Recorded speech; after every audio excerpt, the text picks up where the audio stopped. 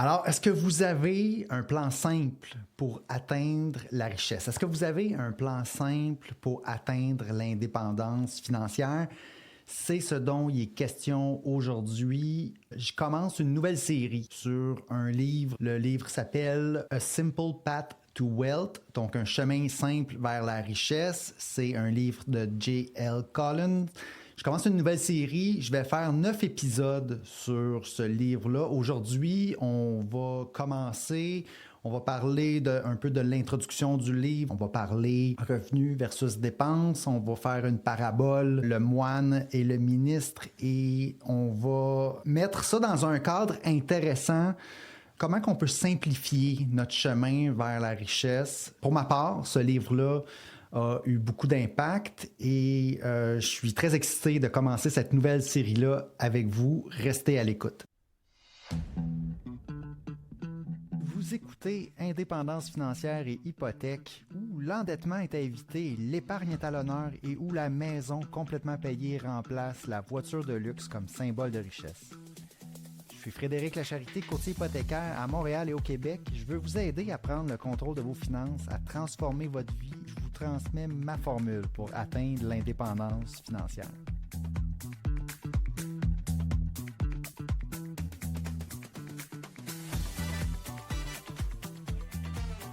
Alors oui, pour vous mettre un peu de contexte, dans le passé, j'ai fait le résumé du livre Se libérer d'être fauché, où on parlait beaucoup du système de crédit, où on parlait beaucoup de l'endettement. Bon, moi, je suis courtier hypothécaire.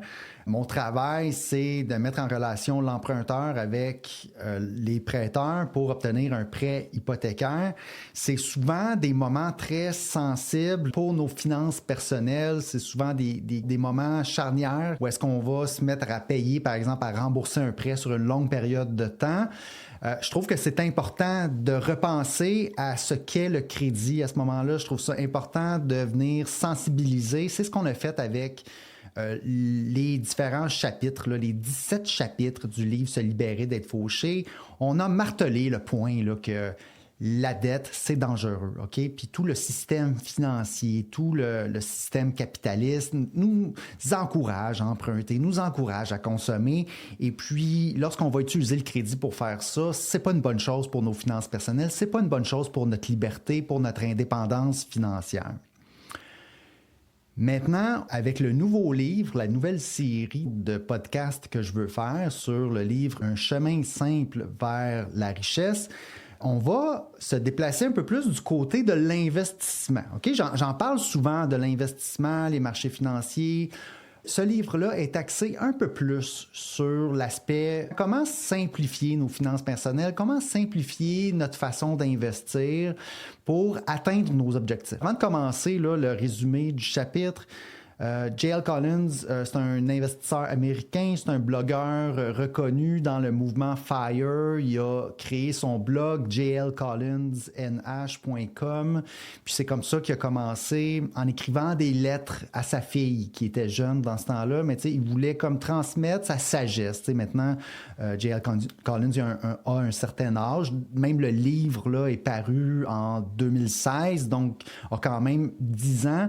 Mais ça reste des concepts intemporels qui sont toujours d'actualité. Et puis moi, ce livre-là a eu beaucoup d'impact dans ma façon d'investir, dans tout le contenu que je vous livre sur le podcast. C'est la façon que j'utilise, moi, pour investir, un chemin simple vers la richesse. Donc, ça cadre très bien là, avec une façon de faire qui vient éliminer certains risques, éliminer certaines questions qu'on peut avoir pour nos finances personnelles, puis nous tracer un chemin vers vraiment notre objectif, puis oublier un petit peu les distractions.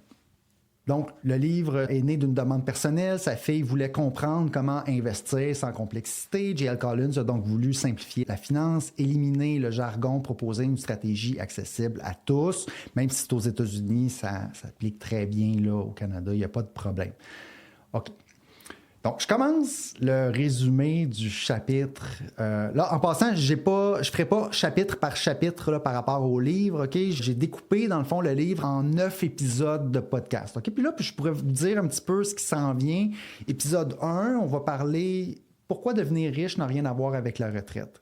Épisode 2, on va y aller avec la première règle de la richesse, éviter les dettes. Donc là, à ce moment-là, on va revenir un petit peu plus sur ce qui a été dit peut-être dans Se libérer d'être fauché. Parce que les mêmes règles reviennent souvent en finances personnelles. Donc ici, c'est le cas, on va reparler de ça au deuxième épisode de la série sur le livre Le chemin simple vers la richesse. Épisode 3, on va dire, peut-on vraiment devenir millionnaire? On va répondre à cette question-là. Épisode 4, ça va être les marchés financiers, comprendre les cycles. Ensuite, on va dire pourquoi la plupart des investisseurs perdent de l'argent. Ensuite, on va y aller avec la stratégie simple, les fonds indiciels. Ensuite, comment construire son portefeuille. Ensuite, les pièges du monde financier. Et finalement, l'épisode 9, on va parler de comment vivre de ses investissements. OK? Tout ça en lien avec le livre. Et puis, on va extraire vraiment la sagesse là, de ce monsieur-là, puis on va essayer de décortiquer ça, puis de voir comment on peut l'appliquer, nous, aujourd'hui, dans notre vie, puis comment que ça peut changer un petit peu, puis simplifier nos finances personnelles pour aller dans la bonne direction, pour aller là où on veut s'en aller, vers l'indépendance financière, vers plus de liberté, vers la richesse. Vers la richesse, ultimement. OK? Puis on va définir peut-être un petit peu aujourd'hui, c'est quoi, justement, la richesse? OK? Première chose, à quoi sert l'argent? OK, première idée dans le livre ici que je veux souligner, c'est l'argent sert à acheter des options. OK? J.L. Collins, l'auteur du livre, nous arrive avec le concept de FU money. OK? L'argent, le capital de liberté. L'argent pour dire non. OK? Là, ça serait des traductions. Là. FU money. Vous avez peut-être déjà entendu ce terme-là. Je ne pense pas que c'est cet auteur-là là, qui est arrivé avec ce terme-là non plus, mais il revient au début de son livre avec ce concept-là. Donc, l'idée, là, c'est d'accumuler un capital. Okay? J'en ai parlé souvent. T'sais, oui, on veut travailler puis devenir bon dans ce qu'on fait, puis augmenter notre valeur, puis après ça, réussir à travailler puis avoir un revenu de notre travail. Mais dans un système capitaliste, ce n'est pas tout. Si on ne fait que recevoir un revenu de notre travail, on va être pénalisé. On va être pénalisé parce que c'est important en cours de route d'accumuler un capital parce que ce capital-là aussi peut générer un revenu. Si on se concentre seulement sur notre travail puis qu'on dépense notre argent au fur et à mesure, ben on va être pris à travailler constamment pour avoir un revenu, puis à la fin, il ne nous restera rien. On ne pourra pas arrêter de travailler parce que c'est un petit peu ça le concept de base du capitaliste. On doit accumuler un quelque chose pour se protéger justement des inégalités, pour se protéger du système. Le système ne nous encourage pas tant que ça à accumuler, à accumuler un patrimoine, puis à faire travailler notre patrimoine, notre capital pour nous, pour venir éventuellement remplacer notre revenu de travail. OK? Donc, ici, l'auteur nous parle de capital de liberté, de FU money, l'argent pour dire non. OK? C'est ce qui va faire en sorte que progressivement, quand on va avancer dans notre carrière, on va continuer de travailler, mais de plus en plus, à force d'accumuler un capital, on va pouvoir dire non peut-être à des choses qui nous sont demandées par notre employeur ou peut-être dire non à des opportunités qui on n'aurait pas le choix de dire oui si on a zéro capital d'accumuler. Parfois, on n'a pas le choix pour manger, pour répondre à nos obligations qu'on a, les choses qu'on s'est achetées lorsqu'on a une famille. Peut-être qu'il va arriver un moment où est-ce qu'on n'a pas le choix d'aller travailler puis de faire ce qu'on ne veut pas faire pour justement avoir un revenu. Eh bien, c'est ce que le FU Money va nous permettre de faire. Plus qu'on en accumule au cours de notre vie, plus qu'on va atteindre cette liberté-là, la liberté de pouvoir dire non, okay? De ne pas dépendre de ton prochain chèque de paye, de ne pas être obligé d'accepter n'importe quoi. Donc, première idée que J.L. Collins nous transmet dans son livre, c'est ce concept-là, donc l'importance justement d'accumuler un capital. Ensuite, la retraite, J.L. Collins nous parle de la retraite, il dit... La richesse, c'est pas nécessairement la retraite. OK? Le concept de base de la retraite, c'est qu'on travaille, puis lorsqu'on atteint l'âge de 65 ans, on reçoit une pension, soit du gouvernement, soit de notre employeur, et puis on passe de travailler à ne pas travailler, et puis voilà, c'est aussi simple que ça, les finances personnelles. Eh bien, la richesse, on va voir ça un petit peu différemment du concept de retraite de base. On va, comme j'ai dit dans l'idée numéro 1, on va y aller au fur et à mesure qu'on travaille. Donc, on ne va pas lier nécessairement la richesse au fait d'arrêter de travailler. On va se dire que plus qu'on accumule, plus que notre patrimoine augmente dans le temps, plus que notre liberté, notre liberté de dire non, justement, augmente. Et puis, au fur et à mesure qu'on accumule notre capital, on accumule la richesse. On se dirige vers la richesse. OK? Ce n'est pas quelque chose qui arrive juste une fois qu'on arrête de travailler. OK? C'est un petit peu ça ici que l'auteur veut nous dire. C'est quelque chose qu'on construit pour avoir des choix dès maintenant. OK? Et non pas attendre nécessairement à 65 ans. OK? Le modèle traditionnel nous dit travailler fort pendant 40 ans, économiser, et un jour, tu vas être libre. Mais J.L. Collins dit, pourquoi attendre 65 ans pour vivre, OK? Et puis, c'est toute la base aussi du mouvement FIRE, Financial Independence, Retire Early. OK? On veut se donner des options. Peut-être qu'on va travailler jusqu'à 65 ans, puis peut-être qu'on va pouvoir justement travailler dans nos dernières années dans quelque chose qui nous tient vraiment à cœur grâce à ce principe-là. OK? La richesse, ce n'est pas une destination dans 30 ans, c'est un processus qui commence aujourd'hui. OK? Donc ça, c'était la deuxième idée du livre que je voulais partager avec vous. Troisième idée, l'auteur du livre nous raconte une histoire. OK? Il nous raconte la parabole du moine et du ministre. OK? Puis là, ici, je vais vous la résumer. OK? On va parler du moine et du ministre. J.L. Collins raconte l'histoire de deux hommes.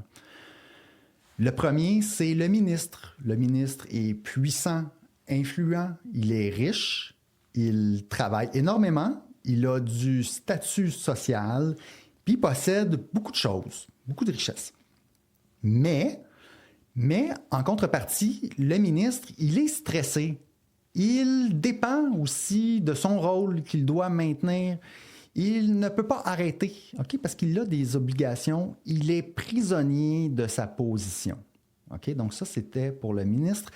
Deuxième personne, deuxième homme dans sa parabole, il va parler du moine. Le moine vit simplement. Il a très peu de possessions. Il n'a pas de statut social élevé. Mais, par contre, il est libre. Il est en paix. Il choisit comment il vit ses journées.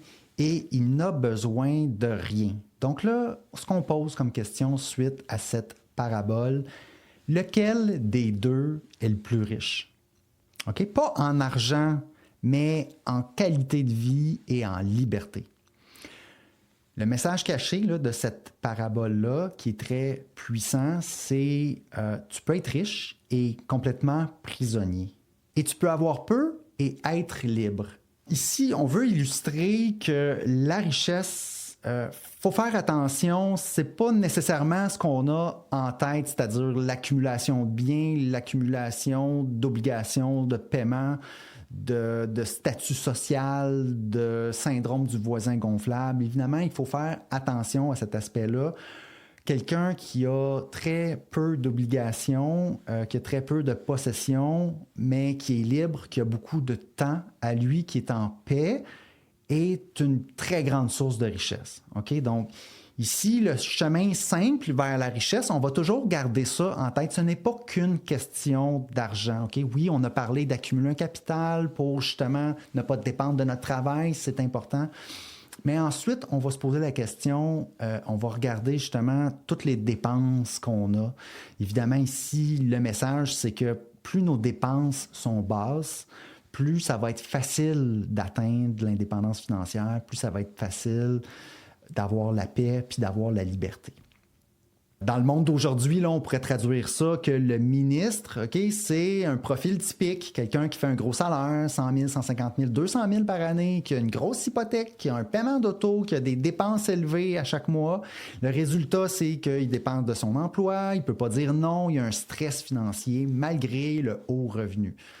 L'équivalent du moine, aujourd'hui, c'est quelqu'un qui a des dépenses faibles, qui a peu ou pas de dettes, qui a un style de vie simple, de l'épargne, de l'investissement de côté, qui a une liberté de choix, moins de stress, puis qui peut refuser une situation. Donc, c'est le message ici, la façon que J.L. Collins commence son livre. C'est toujours bon de se rappeler là, de ces petits concepts-là. Dans les prochains chapitres, on va continuer les 8 autres épisodes. Là, on va continuer avec les différents concepts apportés par le livre Un chemin simple vers la richesse. J'espère que vous avez apprécié l'épisode. Si tout ce que je vous dis là, c'est comme de la musique à vos oreilles, vous aimez ça, vous vous dites oui, moi aussi je veux un chemin simple vers la richesse, évidemment, vous pouvez écouter tous les épisodes de podcast qu'il y a sur cette chaîne-là. Tout tourne autour de cet aspect-là.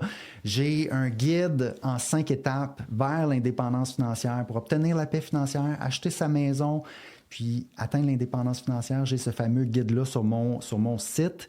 Et puis, lorsque va venir le temps de faire une transaction hypothécaire, vous voulez acheter votre propriété, vous voulez transférer vers un nouveau prêteur, vous arrivez à renouvellement, c'est mon modèle d'affaires. Si vous faites votre transaction hypothécaire avec moi, on va passer du temps ensemble. On va pouvoir se parler une fois qu'on est en contact. On peut même faire des rendez-vous sur comment rembourser plus rapidement notre hypothèque. Vous pouvez me demander des conseils par rapport à tous ces aspects-là. C'est un peu mon modèle d'affaires. Tu sais, je peux agir en tant que coach financier gratuitement pour les personnes qui font leur hypothèque avec moi. C'est la façon que je fonctionne. Pour conclure, la richesse, c'est pas nécessairement ce que tu possèdes, c'est ce dont tu n'as plus besoin. Faire attention, la retraite, OK, c'est pas vraiment l'idée, c'est pas on travaille fort puis on a une vie misérable jusqu'à temps qu'on arrête de travailler puis que là, c'est la retraite puis on vit de nos placements. C'est pas tout à fait ça qu'on veut pour la richesse. On veut avoir plus de choix au fur et à mesure qu'on se dirige vers. Ensuite, c'est tout. Je vais vous souhaiter là-dessus une excellente semaine et je vous souhaite un bon cheminement vers l'indépendance financière. Merci. Si vous avez apprécié l'émission, je vous invite à me laisser des étoiles, un rating ou un commentaire dans Spotify ou Apple Podcast. Pour plus de contenu, allez suivre ma page Facebook Indépendance financière et hypothèque. Et si vous voulez en savoir plus sur mes services ou voulez prendre rendez-vous avec moi pour me parler, allez simplement sur mon site web frédériclacharité.com. À bientôt!